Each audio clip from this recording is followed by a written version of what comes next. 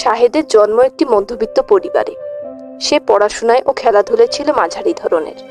চুপচাপ ও অন্তর্মুখী ধরনের হওয়ার ফলে কেউ তাকে তেমন একটা গুরুত্ব দিত না।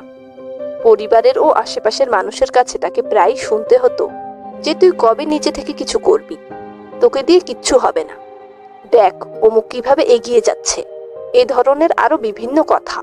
ধীরে ধীরে সে বিশ্বাস করতে শুরু করে যে সে সত্যি অযোগ্য ও গুরুত্বহীন। নিজেকে সে অবিশ্বাস করতে আরম্ভ করে।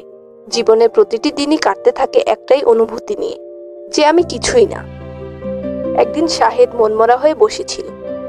তার মা তাকে মনমরা হয়ে বসে থাকতে দেখে তার কাছে গিয়ে বসে এবং তার মন খারাপ থাকার কারণ জিজ্ঞেস করে। তখন শাহেদ তাকে সব খুলে বলে।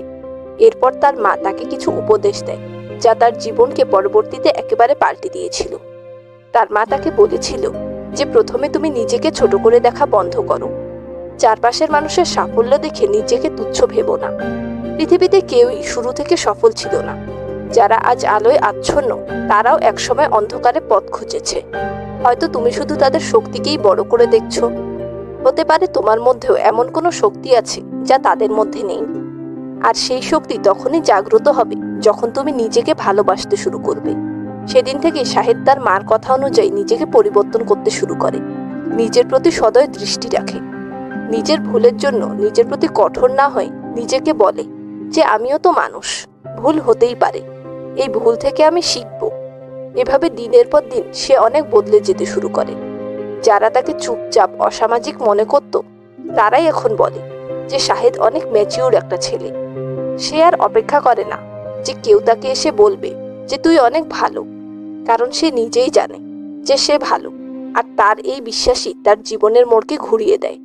এখন সে আর আগের মতো আত্মবিশ্বাস হারায় না, নিজেকে ছোট করেও দেখে না, কারণ সে বুঝে গিয়েছিল যে ছোট অনুভব করা মানেই সে ছোট নয়। এটা কেবল মানসিক ধোঁকা, যার ভিতর থেকে তাকে নিজেই বের হতে হবে। আমরা অনেকেই শাহেদের মতো। সমাজ, পরিবার, বন্ধু, ভালোবাসার মানুষ সবার কাছ থেকেই কখনো না কখনো আমাদের এমন কিছু কথা শুনতে হয়েছে যাতে আমরা নিজেকে ছোট মনে করেছি। তুমি মোটা, তুমি কালো, তোমাকে দিয়ে হবে না। এসব কথাগুলো আমাদের ভেতরকার আলোকে নিভিয়ে দেয়। আমরা নিজেদেরকে তুচ্ছ ভাবতে শুরু করি। আমাদের মনে হতে থাকে আমরা সত্যিই অযোগ্য। কিন্তু এখানে প্রশ্ন হলো, তুমি কার চোখে নিজেকে দেখছো? তাদের চোখে যারা তোমাকে বোঝে না, নাকি নিজের চোখে যে তোমার প্রতিটি সংগ্রামকে দেখছে? এজন্য নিজেকে ভালোবাসো। প্রতিদিন নিজেকে ভালোবাসার জন্য অন্তত 10 মিনিট হলেও সময় বের করো। যতক্ষণ পর্যন্ত না তুমি নিজেকে ভালোবাসতে শিখবে, ততক্ষণ পৃথিবীর কেউই তোমাকে ভালোবাসবে না। অনেকেই ভাবে নিজেকে ভালোবাসা মানে নিজেকে নিয়ে অহংকারী হওয়া, কিন্তু এরকম একদমই নয়।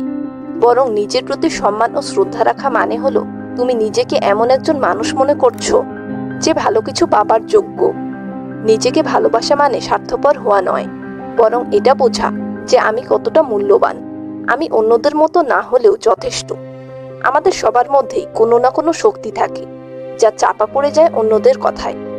অপরের কথায় তুমি ভাবতে শুরু করো যে তুমি তুচ্ছ। তুমি ভাবো যে তুমি পারো না। কিন্তু যদি তুমি জানতে তোমার ভেতরে লুকিয়ে থাকা সেই শক্তির তীব্রতা, তাহলে তুমি আজই পৃথিবী কাঁপিয়ে দিতে পারতে। তুমি যে পথে চলছো সেটা হয়তো কঠিন, পথে কাটা আছে, ধোঁয়াশা আছে। অনেকেই বলেছে তুমি পারবে না, কিন্তু মনে রেখো, সবচেয়ে অন্ধকার রাতের পরে সূর্য ওঠে। তাই আজ থেকে নিজেকে ছোট ভাবার দিন শেষ। তোমার স্বপ্নগুলো হাস্যকর নয়, তারা বাস্তব হবার অপেক্ষায়। তোমার লড়াইটা আজ হয়তো কারো চোখে অদৃশ্য, কিন্তু সেই যুদ্ধটাই একদিন তোমাকে করে তুলবে অনন্য। তুমি যেদিন নিজেকে বিশ্বাস করতে শিখবে, সেদিন থেকে বদলে যাবে সবকিছু। এজন্যে ভয় নয়, সাহসকে বেছে নাও। হতাশা নয়, চেষ্টাকে বেছে নাও। পিছিয়ে পড়াকে নয়, এগিয়ে যাওয়াকে বেছে নাও। একটা কথা মনে রেখো, পৃথিবী কখনোই সেই মানুষটাকে হারাতে পারে না যে নিজের প্রতি বিশ্বাস হারায় না। তাই আজ এই মুহূর্ত থেকে নিজেকে প্রতিজ্ঞা করো যে আমি আর নিজেকে ছোট করে ভাববো না। আমি লড়বো, জিতবো এবং নিজেকে প্রমাণ করেই ছাড়বো। দেখা হবে আরো একটি ভিডিওর মাধ্যমে। এরকম মোটিভেশনাল ভিডিও পেতে চ্যানেলকে সাবস্ক্রাইব করে পাশেই থাকো। Thanks for watching.